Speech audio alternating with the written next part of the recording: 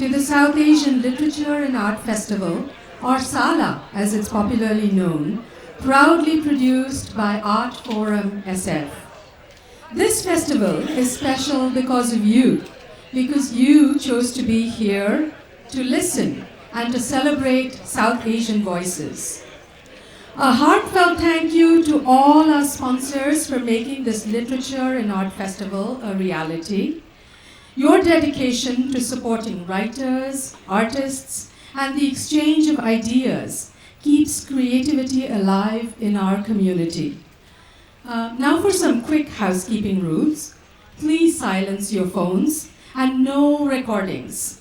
Everything will be on YouTube later, so you can relive the brilliance at your own pace.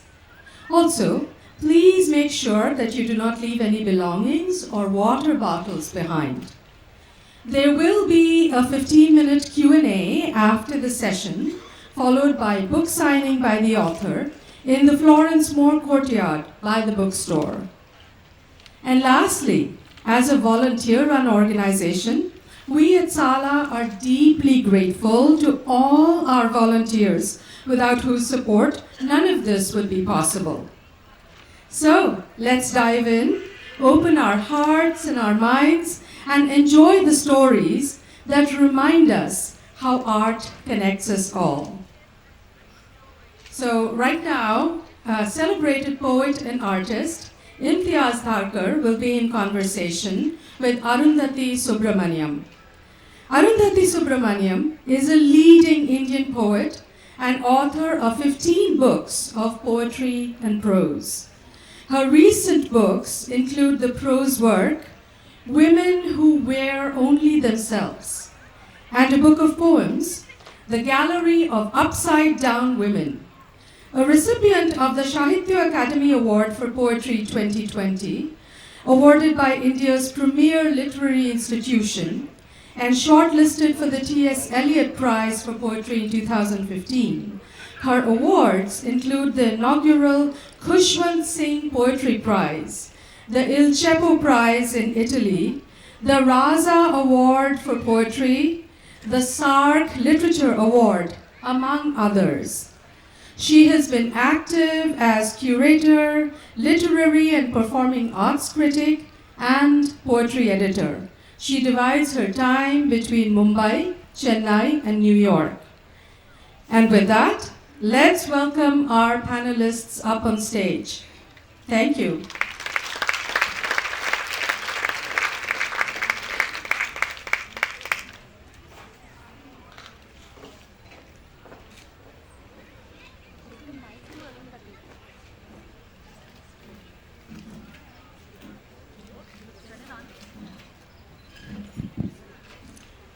We're going to begin with a poetry reading by Imtiaz, which will last for about 15 minutes, and we'll then move into the conversation. I want to start by thanking all of you for being here, and also especially Kiran and Ambika and Mayuranki for putting us all together here in this great surrounding. It's absolutely marvelous to be here at SALA. Thank you, and thank you for putting me together with Arundhati, whom I've known for a very long time, and all we do is continue conversations that we've been having for years and years. Can you all hear me? Are we all right? So I'll start with a few poems, because as a poet I don't have calling cards. My only calling cards are the poems.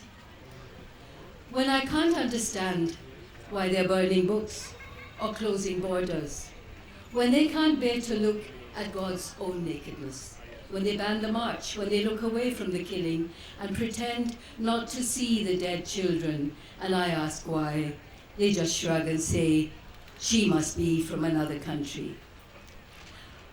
When I speak on the phone and the vowel sounds are off, when the consonants are hard and they should be soft, they'll catch on at once, they'll pin it down, they'll explain it right away to their own satisfaction.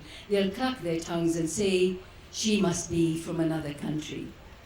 When my mouth goes up instead of down, when I wear a tablecloth to go to town, when they suspect I'm black or think I'm gay, they won't be surprised. They'll purse their lips and say, she must be from another country. Maybe there is a country where all of us live. All of us freaks who aren't able to give our loyalty to lying fools, the crooks and thugs who wear the uniform that gives them the right to wave a flag, puff out their chests, put their feet on our necks, and break their own rules. But from where we are, it doesn't look like a country. It's more like the cracks that grow between borders, behind their backs. That's where I live. And I'll be happy to say I never learned their customs. I don't remember their language or know their ways. I must be from another country.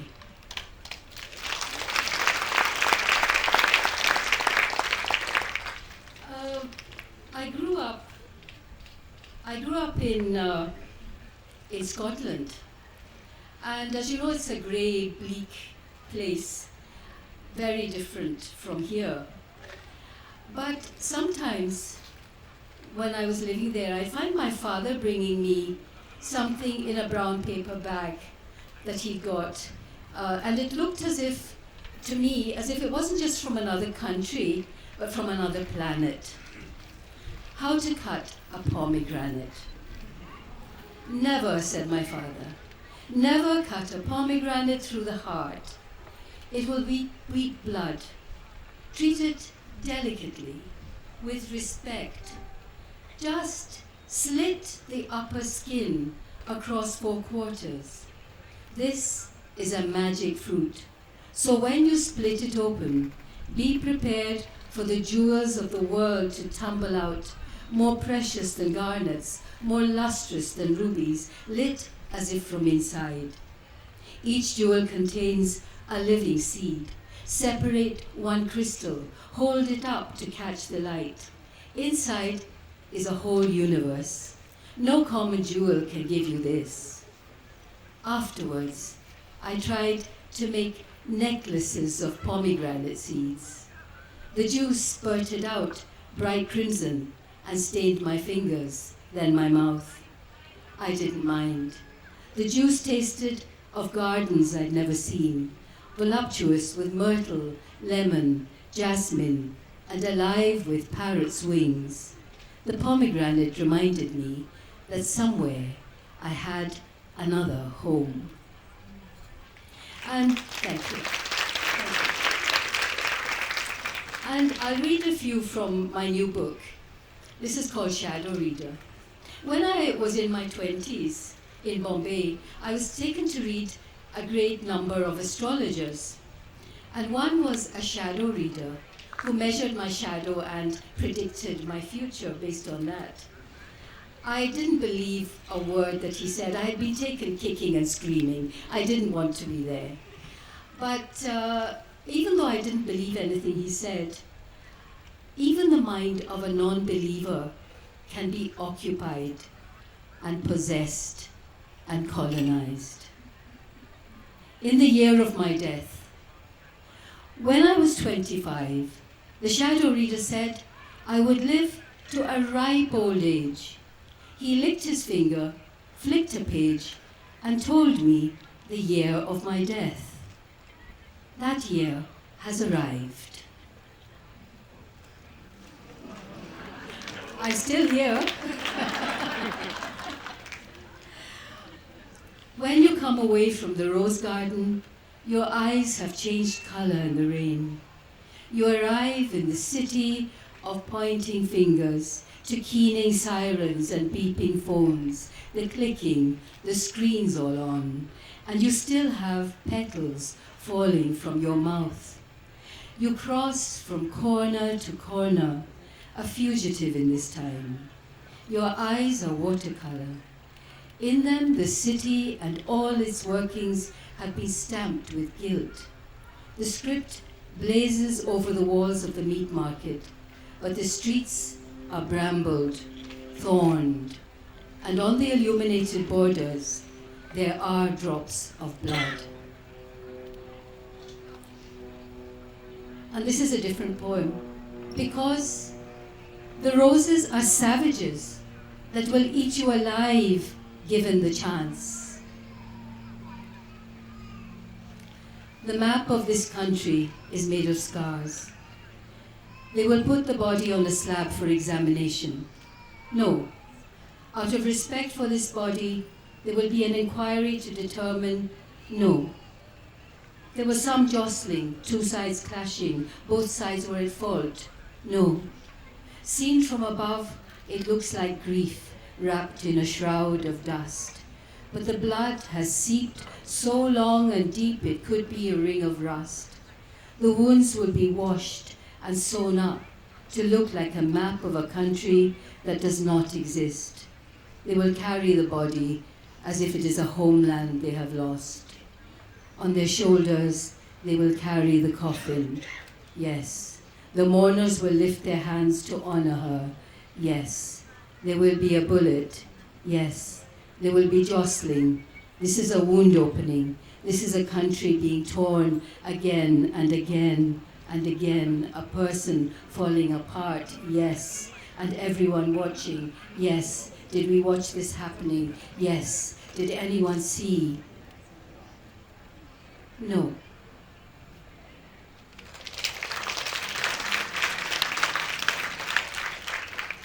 Witness. Sometimes the truth is not a beacon, but a small flame, or only the light of a phone falling on the face of a witness.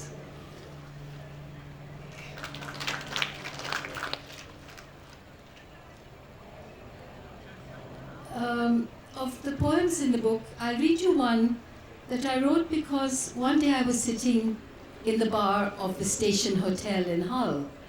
And that was where the poet Philip Larkin lived, long dead, of course.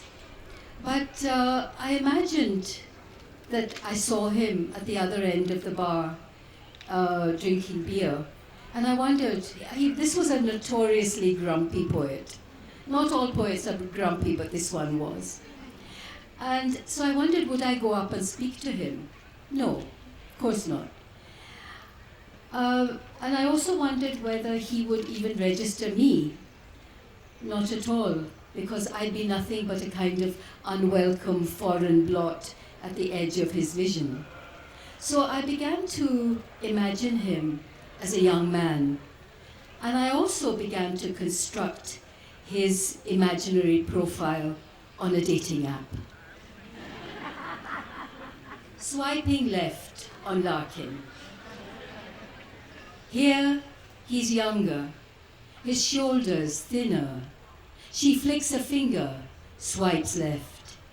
He is dismissed without a flicker. If they pass on the street, she sees a boy trudge by with a book and satchel under the arm, on the way to a lifetime of drudge, easy to overlook. In the edge of his eye, she is a blur between staying or dying, a whiff of abroad, the chaos of prams and infants teething. At the end of every birth is grieving.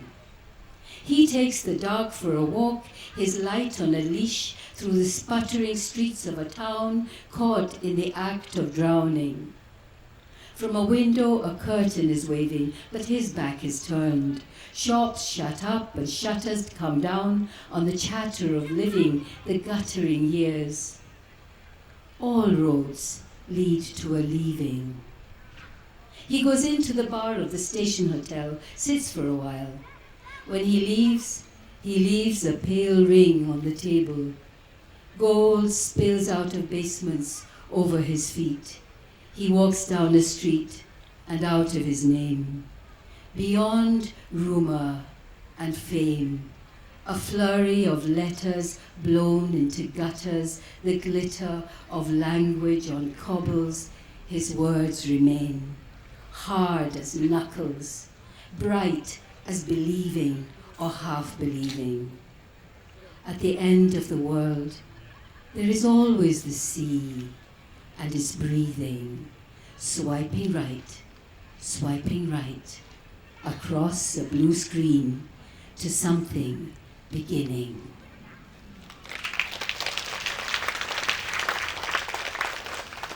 And as the year of my predicted death arrived, I began to think it'd be a good idea to write a will. So just 3 short ones here. Before you begin to make an inventory of material gains and worldly goods, you are told it is possible and even advisable to bequeath your entire digital history to your heirs. The ignominy of it, the horror. She experiences a moment of dread.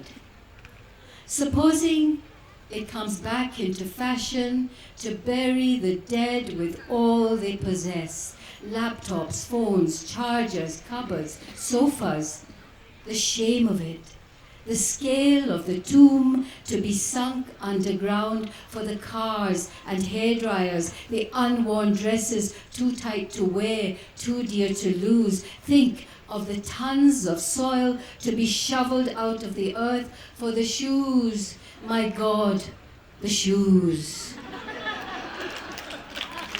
And thank you. I had fun with this, you can see. And the last one I'll read at this session. She contemplates her death.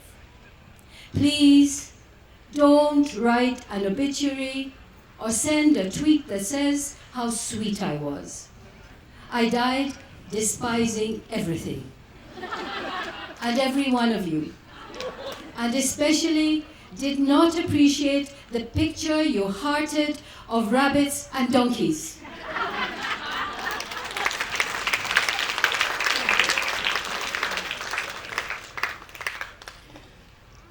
So there's a line from a Eunice D'Souza poem that goes, best to meet in books. And that's true a lot of the time. When you enjoy a poet's work, it's a good idea not to make the mistake of meeting them. Most often, you are disappointed. Oh, no. In the case of Imtiaz Dharker, however, as you can see, there is a certain seamlessness. There is a connection between the person and the word, and I think that was evident in the reading. Thank you. And Imtiaz is someone whose poetry I've actually known ever since her first book in 1989. The book was Parda. I was in college, and I remember being struck by this voice. And many years later, I got to know Imtiaz. She was generous enough to write a blurb for my first book 12 years later. And her work has stayed with me in a very real way. And one of the things that I realize our conversations have returned to time and again is this question that her poetry returns to as well, which is really, what does it mean to inhabit a home? Where is home? And can we define it? So 25 years ago, I asked her this question, and she said, I cannot define home. And then she added, after a pause, do I really want to? And that feels really like the right point at which to start. Are you any closer, Imtiaz, to defining home? Do Thank you want to? Thank you, Arundhati, for that question. It's a continuing conversation. You know, it's such a huge thing, the idea of home. So to deal with it, I want to start with something really small and specific. When I arrived here at SALA the other day, not long ago, but it feels like I've lived a lot since then. One of the first things that happened was someone put into my hand a cone of paper with bhel inside it. Now, such a simple thing, but the moment I tasted that bhel and saw the faces around me, I felt that I was being offered the taste of home. And it was not just the taste of being home here, but the taste of Bombay, the Bombay streets, the screaming, noisy racket of a Bombay street, the koel singing above a gulmohar tree, all of that. And I'm sure each one of us, with that taste of the bhel, would have a different feeling, a different idea of home. And I thought, what a clever thing. And this is something that these three women, Kiran, Ambika, Mayuranki, they look like, gentle people who don't have any designs on you. But secretly, these are badass women. Why do I say that? They get you. They get you the minute you arrive. They get you by knowing what it is that's going to remind you of the place that we share, the home that maybe many of us have shared, the tastes, the sounds, the sights, the taste of a Bombay or a Delhi or an Indian street. These are people who've worked out how to hook you and catch you in. Now, why is it? Not only the bhel, not only the taste of that, but why is it that that happens? They have tapped in to this huge, the whole longing that we have. What is it? We're sharing stories. We're not just sharing the taste of the food, we're sharing the stories. What they're doing here is very manipulatively putting us together with amazing programming and giving us the stories that we share, the stories that we didn't even know we shared, the stories of some home that we think we have in our past. Now, to get back to this huge idea of home, of course there is no one thing, Arundhati, there's no one thing that we can think of as home. For me it changes with each person I meet, with each loved person I've loved. I've moved across the world, and in different places I've found places that I would think of as home. But what happens with home? Why is it that as migrants, as people who've moved across the world, what is that huge longing? Why does a Palestinian think about the olive trees and cry? Why do we think of our mothers cooking and wish to come back to it? Because home is never there when we go back to it. It's never the same place. Something has always changed. It's like going back to a river.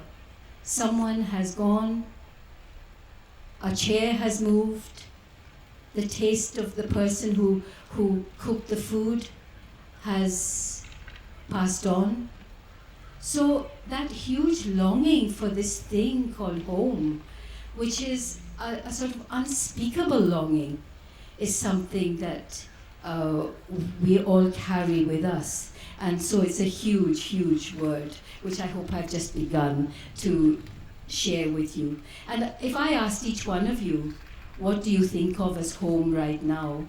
And I can see like speech balloons above your heads, at least 100 different ideas of what it could be. I would actually love to hear them all, but I think we must after the session, perhaps. Yes.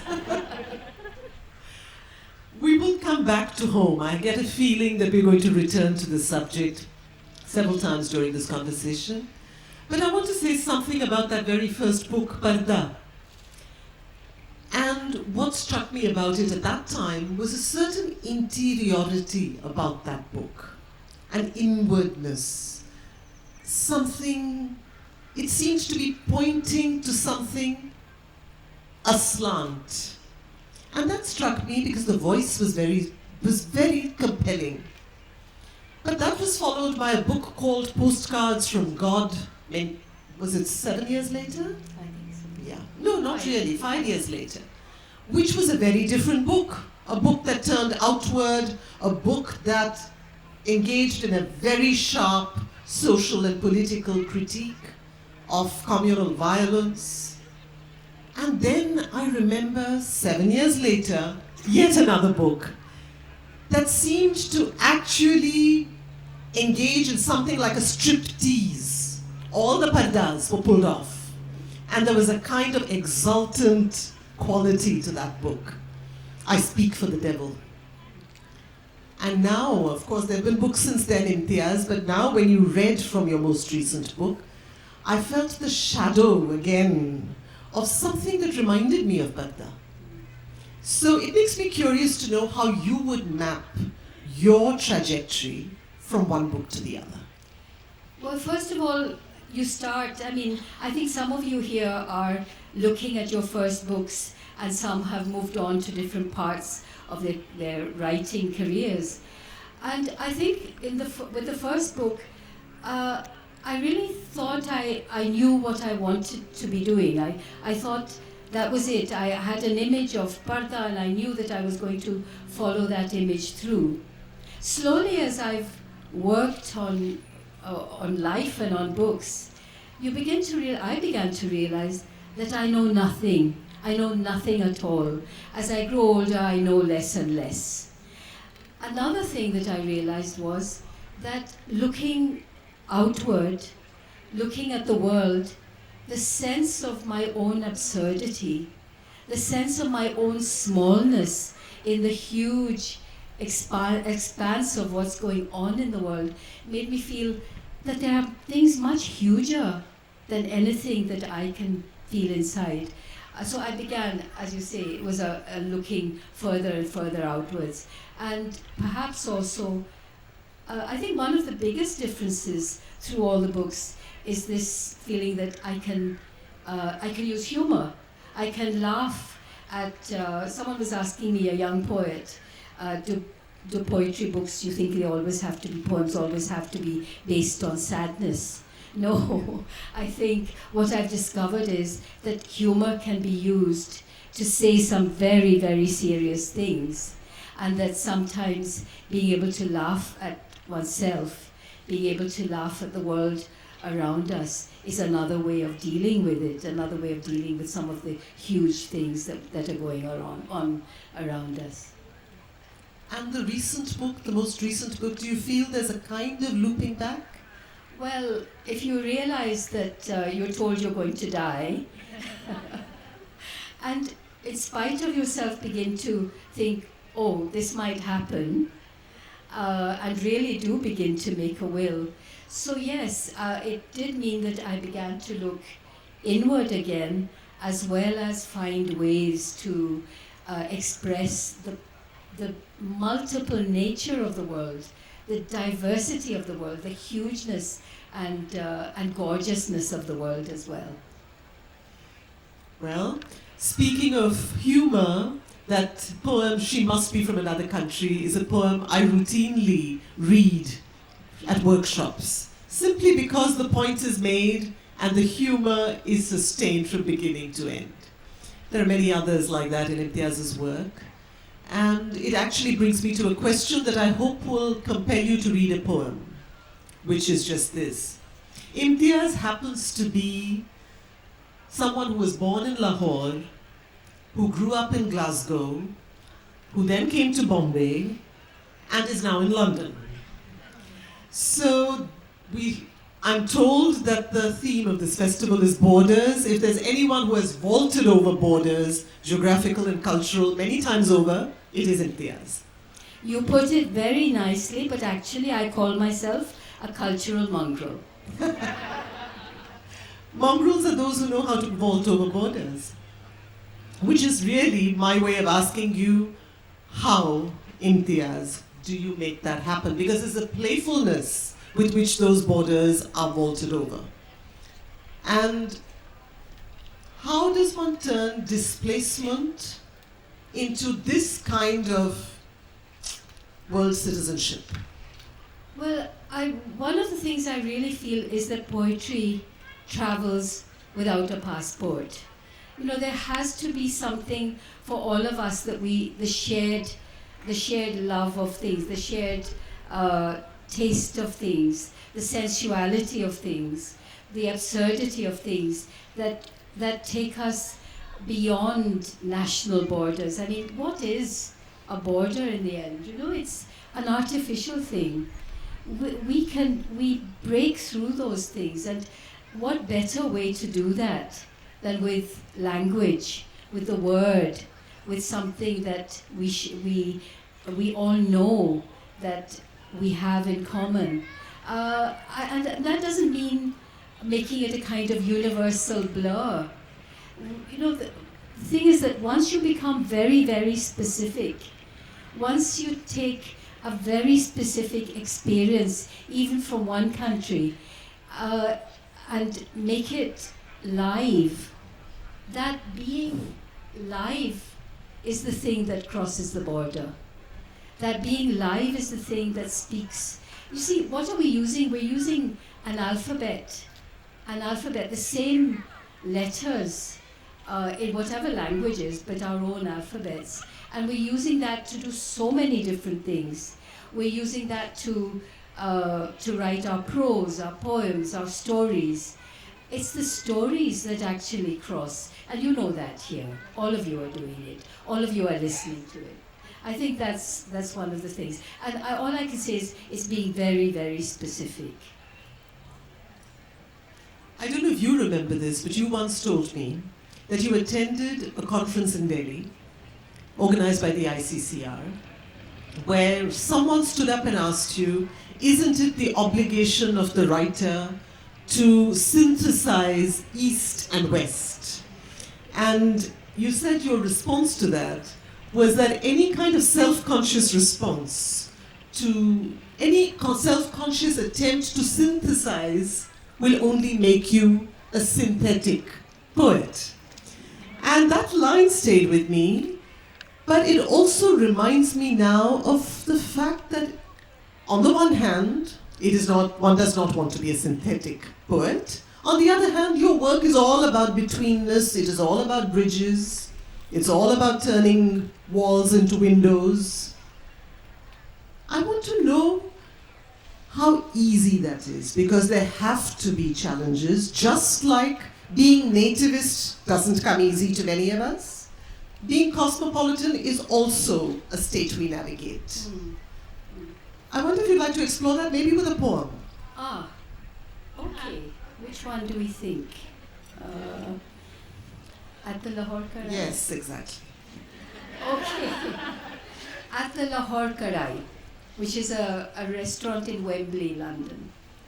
It's a great day, Sunday, when we pile into the car and set off with a purpose, a pilgrimage across the city to Wembley, the Lahore Karai. Lunch service has begun. No beer, we're Muslim, but the morning sun squeezed into juice and Yad Na Jaye on the 2-in-1. On the Grand Trunk Road, thundering across Punjab to Amritsar, this would be a dhaba where the truck drivers pull in, swearing and sweating, full of lust for real food, just like home. Hauling our overloaded lives the extra mile, we're truckers of another kind, looking hopefully years away from Sialkot and Chandigarh for the taste of our mother's hand in the cooking. So we've arrived at this table, the Lahore runaway, the Sindhi refugee with his beautiful wife, who prays each day to Krishna, keeper of her kitchen and her life, the Englishman too young to be flavored by the Raj, the girls with silky hair wearing the confident air of Bombay. This winter, we have learned to wear our past like summer clothes. Yes, a great day, a feast. We swoop on a whole family of dishes. The tarka dal is Auntie Hamida. The karai gosht is Khala Amina. The gajar halwa is Appa Rashida. The warm naan is you. My hand stops halfway to my mouth. The Sunday light has locked on all of us. The owner's smiling son, the cook at the hot kebabs, Kartar, Rohini, Robert, Aisha, Sangam, I, bound together by the bread we break, sharing out our continent. These are ways of remembering. Other days, we may prefer Chinese.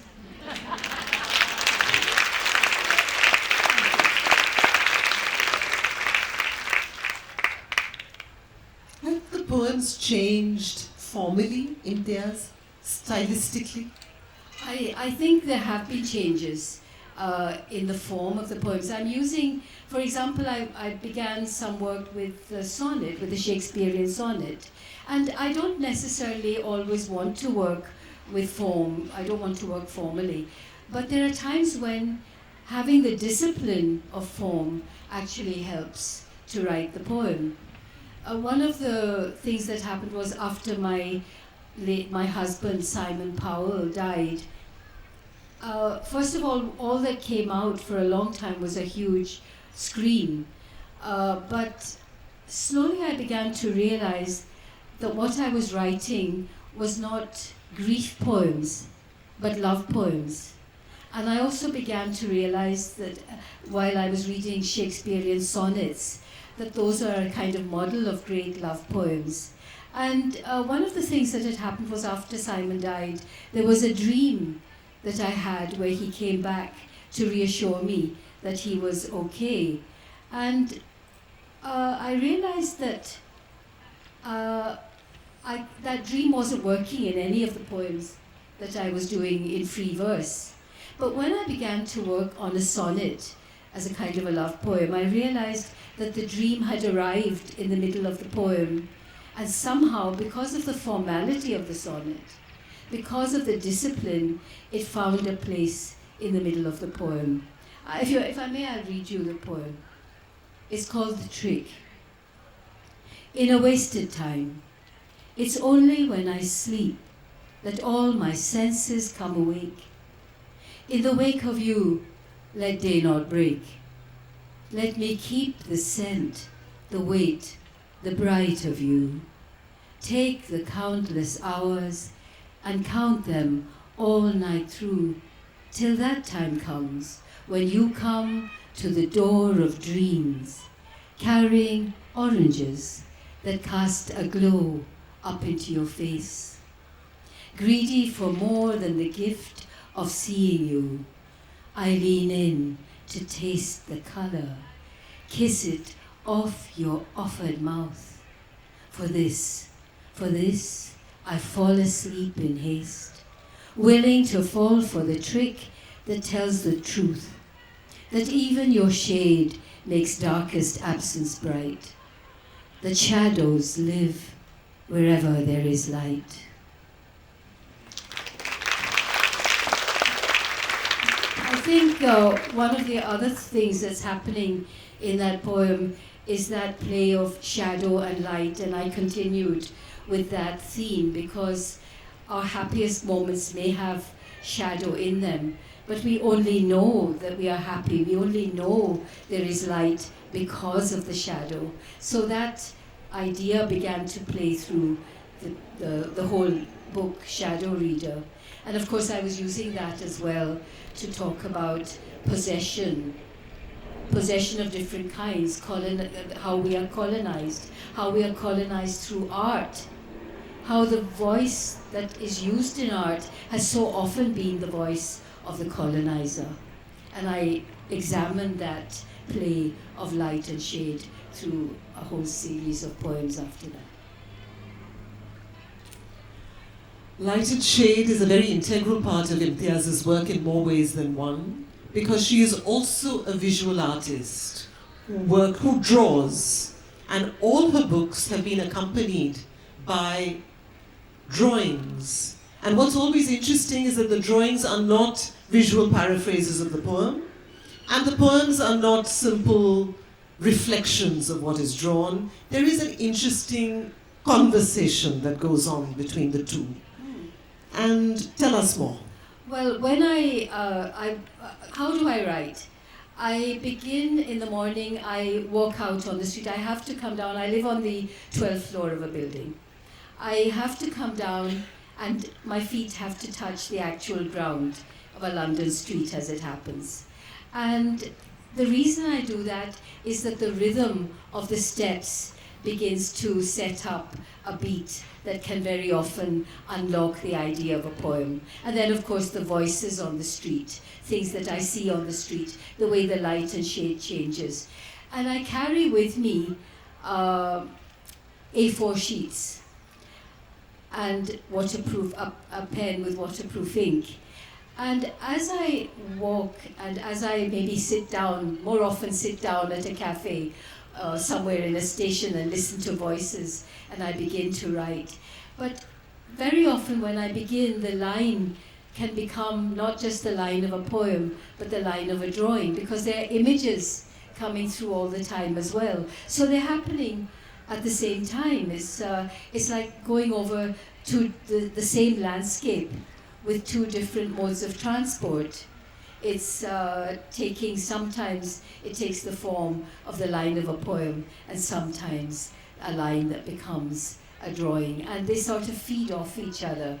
They don't always work together, but I think it was Ranjit Hoskote, a lovely poet who was here with you last year, some of you may remember him, and he used a word that I liked, which is that the drawings are not illustrations of the poems, they amplify the poems, and the other way around. So I thought that was better than I had thought.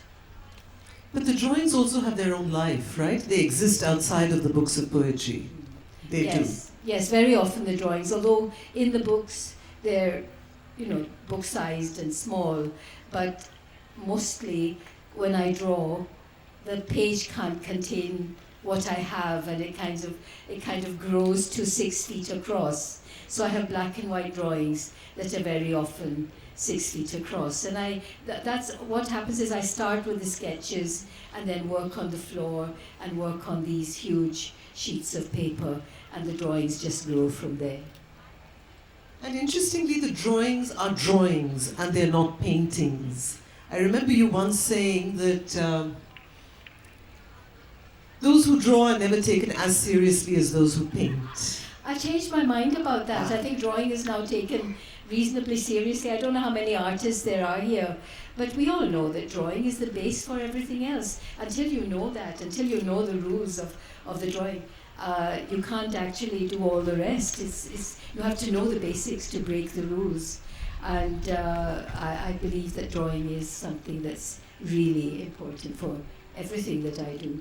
And there's a kind of bareness to it. I just like the sound of the pen on the paper, the sensual quality of the paper itself, and my hand on the paper, and the quality of the black on white. You make marks on paper, and there's so much power in that.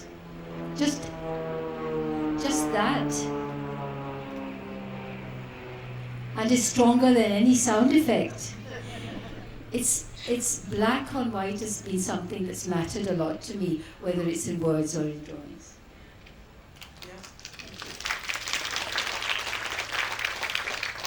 I know that I have questions, but I'm going to pause at this point because I know that the audience will have many more. So I will only, yes, absolutely, please. A memory from Bombay, please. Sorry? A memory from Bombay. A memory from Bombay. From Bombay. Oh, right. One of the loveliest memories I have, and when I think about home, it's one of the things I honestly miss the most, is coming out of my front door, and there are banyan trees and there are gulmohar trees, and above them that sound of the koel. The bird song is such a pure and perfect sound. It's not just that whole connotation of longing and the sadness that we long to be able to express in a poem, but that pure sound, which is what is it that we're aspiring to in a poem in the end? What is it that we're doing with language? We're trying to be as clear and as pure, as uncluttered as the sound of that bird. The bird has taught us what to do, and we want to get back to the purity of that sound and the purity of that communication. I hope that was an okay memory.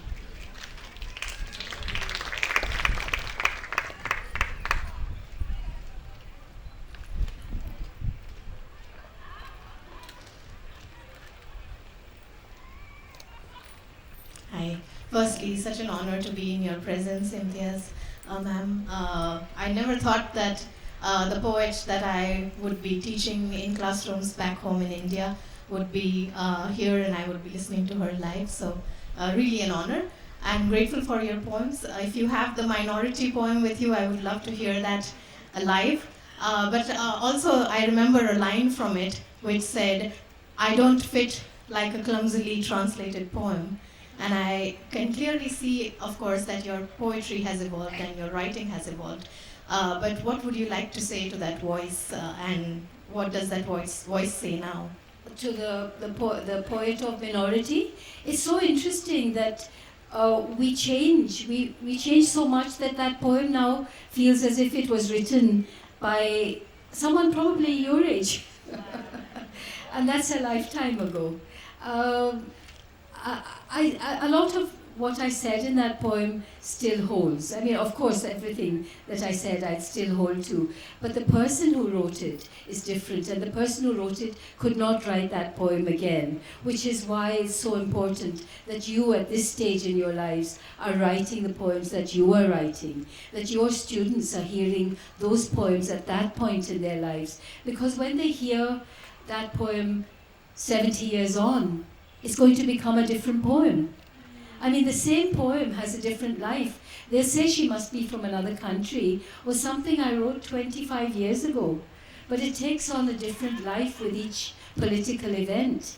With every year of my life, that poem, which still means I still read it at readings, it takes on a life which is beyond what it originally had.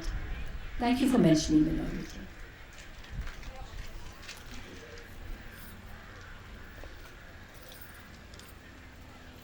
Hi, thank you so much for this conversation and for being so generous with your insights and for your with your poetry. So I know you mentioned in something that you were just saying that like the voice in art is often the voice of the colonizer, and there's obviously that mischief with the speaker swiping left on Philip Larkin. Yeah. So I was wondering, how do you balance that with humor and the sensuality and the love of style that you were mentioning as well? Thank you. That's such a great question.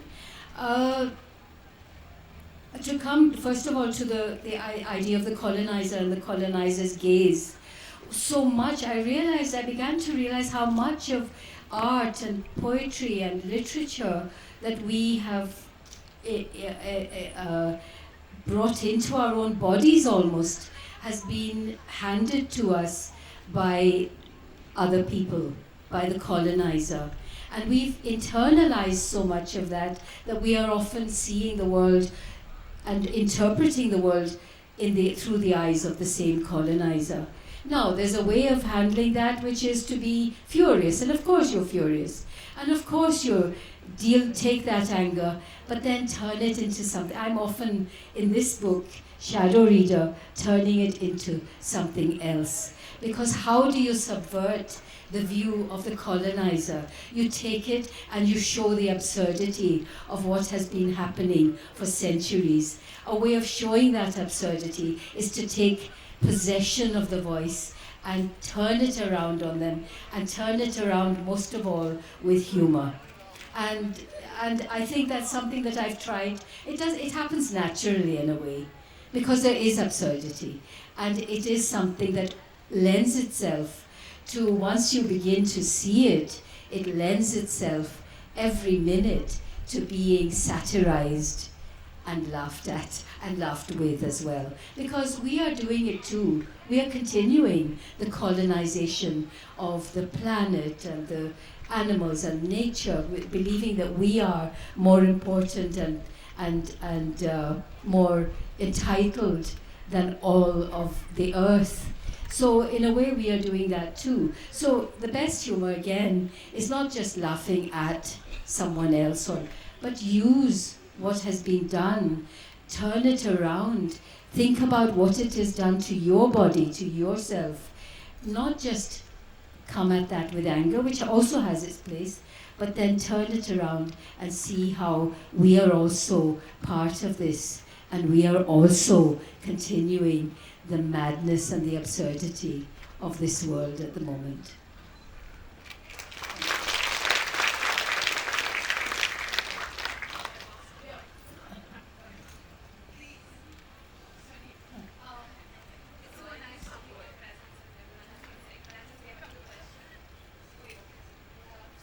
It's okay. Just say the question, and I'll repeat your question. Ah. Thank you. Thank you. I use, you've noticed I use quite a lot of repetition in my work, and how that works in the poems, and why I would do that. Very often the poems that I read in public are a sort of recitative poem, and very often that's what I'm choosing to read more often. But I do love the recitation. I do love the incantation. I love the idea that words that matter. You know, in Urdu, when there's a poem that's being spoken aloud, it's a lot of it. If you want to repeat the line. Let it be part of the poem. It becomes part of the poem's breath. And for me, that's also something that I do. I see it almost as music. When I'm writing a poem, I don't just write it and put it out there. It has to be music for me. I could almost sing it. And like any song, there is a refrain. So very often that comes through. I don't let a poem out of my sight without reading it aloud. It doesn't go to the publisher unless I've read it aloud to myself, first of all, and then in public a lot of times. So that is one of the devices, I suppose, that I use. But it's not always a very conscious device. It's something that I see as part of the music of the poem. Do we have any more questions?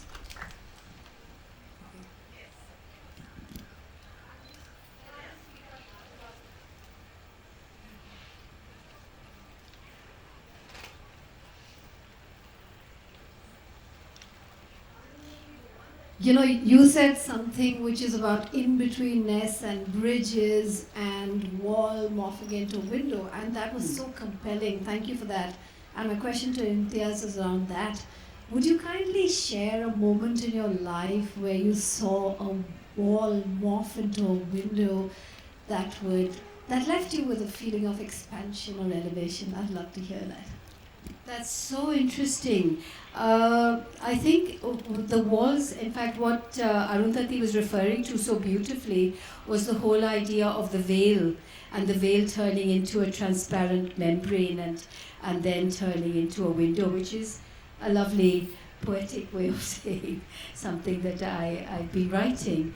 I think there are so many things that I've dealt with in life. I mean, I think I will come back to the idea of grief, the idea of loss, the idea that something has ended.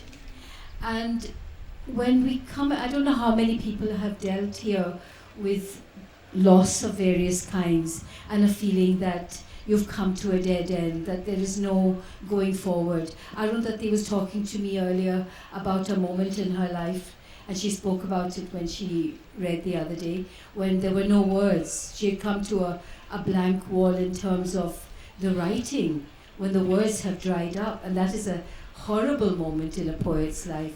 But for me, the words dried up, and I mentioned that all after my husband died, all I felt was the grief, and the only expression I had of that was a kind of inarticulate scream, and it didn't take the form of words for a very long time. But as I said, that moment of realizing that actually the presence is not gone. The presence is there at every table. The presence carries on with us every time we mention the name. The fact that nothing really dies. There is a regeneration, a return of every single thing. And that grief, the real expression of it, the real poem to write, is the life of the person, not the death. The love of the person, not the grief. And that is how I really managed to move on, when the wall became for me a window that not just allowed me to look out, but allowed other people to look in. The fact that I can say that I speak about my husband with joy is something that I share with you, and that means that this whole audience, in a country that, it was separate from anything we had ever really known, in a totally different place, that presence is there now. He's here now. So that is not just a window one way, it's a window where you can look in and I can look out. And I hope that has happened here today.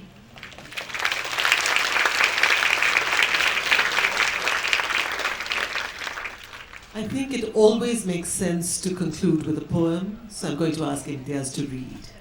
Which one should I? Let me just think about this for a second.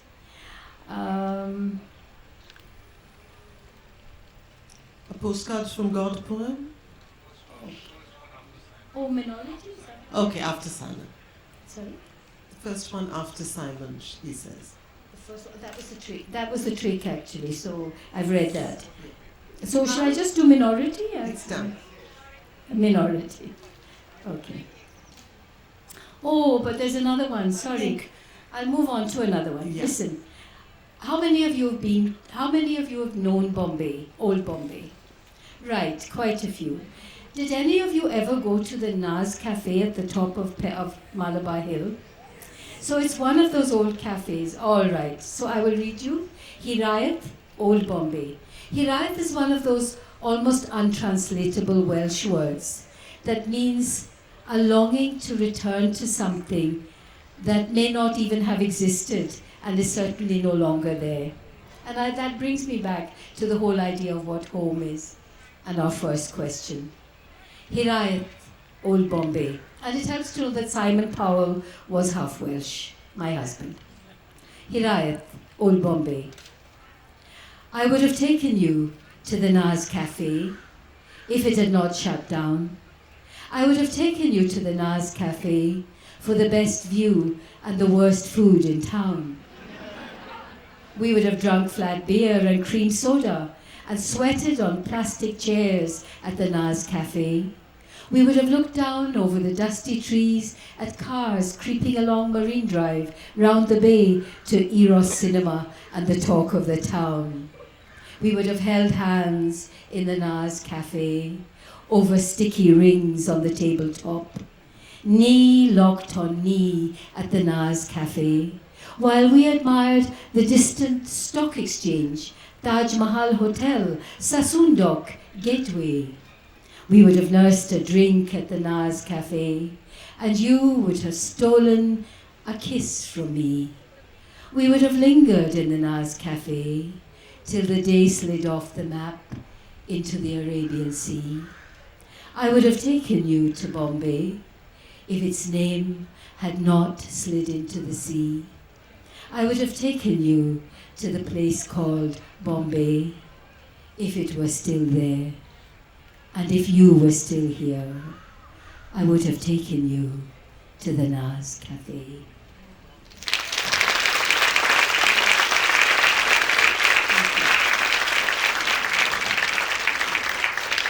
Imtiaz Dharker, whose work is available. Do pick up your book and get it signed. It's not available, it's sold out. Well, which means some of you have bought it and you want to get it signed. Please do. Thank you. Thank you, Arundhati. Thank you to you.